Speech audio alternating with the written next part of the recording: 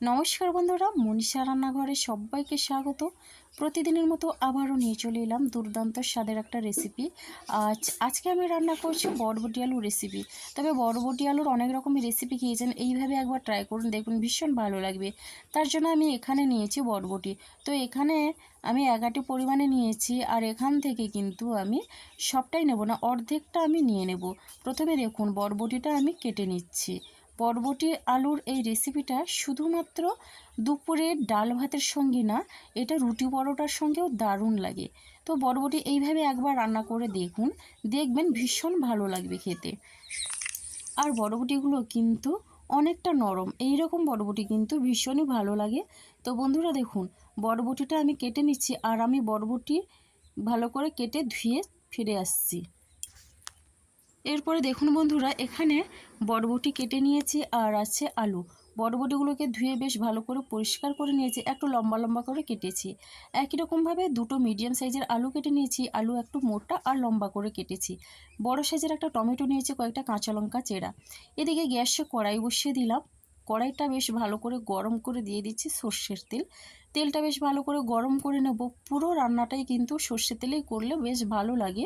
তো বন্ধুরা, এখন আমি এখানে দিয়ে দিচ্ছি জিরে 1 চামচ পরিমাণে, আর এরপরে এখানে আমি 3টে শুকনো লঙ্কা দিয়ে দিলাম।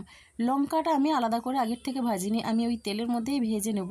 লঙ্কাটা ভেজে আমি কিন্তু তুলে নেব, তো সেটা আমি পরে দেখাবো এই ভাজা লঙ্কা দিয়ে কি করি। তো বন্ধুরা দেখুন, মোটামুটি লঙ্কাটার কালার একটু চলে এসছে, আর এখন আমি লঙ্কাটাকে তুলে নিচ্ছি। তো এরপরে আমি এখানে দিয়ে দিচ্ছি কেটে রাখা আলুগুলো। তো আলুগুলো আগে আমি একটু ভেজে নেব, মোটামুটি 2 মিনিটের মতো আলুটাকে ভেজে নেব। আর এই রকম শুকনো আলু বরবটির ভাজা কিন্তু খেতে দুর্দান্ত লাগে। তো বন্ধুরা দেখুন, ফোড়নগুলোর সঙ্গে আলুটাকে আমি 2 মিনিটের মতো একটু নেড়ে নিচ্ছি। এইভাবে কিন্তু প্রথমে আমি মিডিয়াম ফ্লেমে আলুটাকে একটু নেড়ে চেড়ে নিয়ে এখন আমি এখানে দিয়ে দিচ্ছি 4-5টা মতো কাঁচা লঙ্কা চেরা, আর এরপরে এখানে স্বাদ অনুসারে লবণ দিয়ে দিচ্ছি। তো বন্ধুরা, কাঁচা লঙ্কা চেরা আর লবণটা দিয়ে বেশ ভালো করে মিশিয়ে নিতে হবে।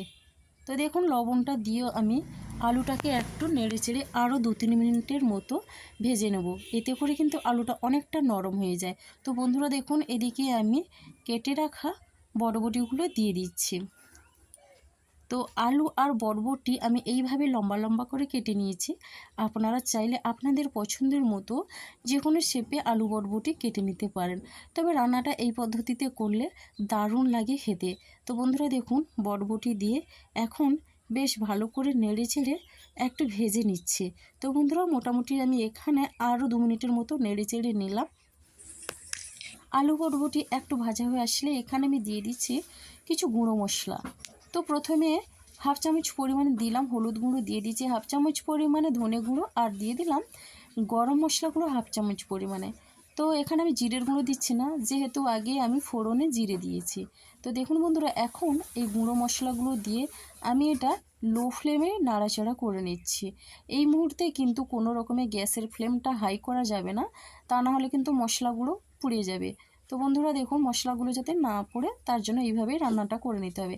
ঢাকনা দিয়ে 5 মিনিটের মতো আমি রান্নাটা করে নিয়েছি। এখন আমি নাড়াচাড়া করে নিচ্ছি। তো দেখুন বন্ধুরা, ভালো করে নেড়ে চেড়ে নিচ্ছি, আর কালারটা দেখুন অনেকটা চেঞ্জ হয়ে গেছে। আলুগুলোর গায়ে কিন্তু অনেকটা ভাজা ভাজা হয়ে গেছে। তো এইভাবে করে আরও 2-3 মিনিট আমি নেড়ে চেড়ে ভেজে নেব। এই মুহূর্তে কিন্তু গ্যাসের ফ্লেমটা আমি মিডিয়াম টু লোতে রাখবো। তো বন্ধুরা, এরপরে এখানে আমি অ্যাড করে দিচ্ছি একটা টমেটো কুচি।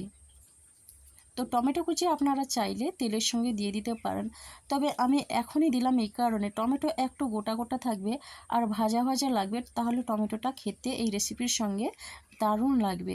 দেখুন, টমেটো দিয়ে একই রকমভাবে বেশ ভালো করে আমি নেড়ে চেড়ে নিচ্ছি। এখানে আপনারা চাইলে টমেটো পিউরি করেও দিতে পারেন। যারা বরবটি খেতে একদম পছন্দ করেন না, তবে যদি এই পদ্ধতিতে রান্না করেন তাহলে ভীষণ ভালো লাগবে খেতে। তো বারবার এইভাবে রান্না করে খেতে চাইবেন। ঢাকনা দিয়ে আরও 3-4 মিনিট আমি রান্নাটা করে নিয়েছি। তো দেখুন বন্ধুরা, এদিকে কিন্তু টমেটো অনেকটা নরম হয়ে গেছে, আর রেসিপিটা কিন্তু অনেকটা হয়ে গেছে। ভীষণই সুন্দর লাগে যে কোনো নিরামিষ দিনে বরবটি আলুর এই রেসিপিটা। তো একবার হলে ওটা ট্রাই করবেন, দেখবেন ভীষণই ভালো লাগবে। তো রেসিপি ভালো লাগলে লাইক, শেয়ার, কমেন্ট এবং সাবস্ক্রাইব করে আমার পাশে থাকবেন। এখনও যারা আমার চ্যানেলটিকে সাবস্ক্রাইব করেনি প্লিজ সাবস্ক্রাইব করে পাশে থাকা বেল আইকনটি প্রেস করে নোটিফিকেশান অল করে দিন। সবার আগে কিন্তু আপনারা আমার নোটিফিকেশান পেয়ে যাবেন।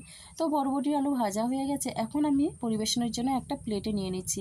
দেখেই বুঝতে পারছেন বন্ধুরা দেখতে কতটা সুন্দর লাগছে, আর রেসিপিটা সত্যি অসাধারণ। বরবটি আলুর এই রেসিপিটা দারুণ লাগে রুটি পরোটার সঙ্গে, এমনকি দুপুরে ডাল ভাতের সঙ্গে।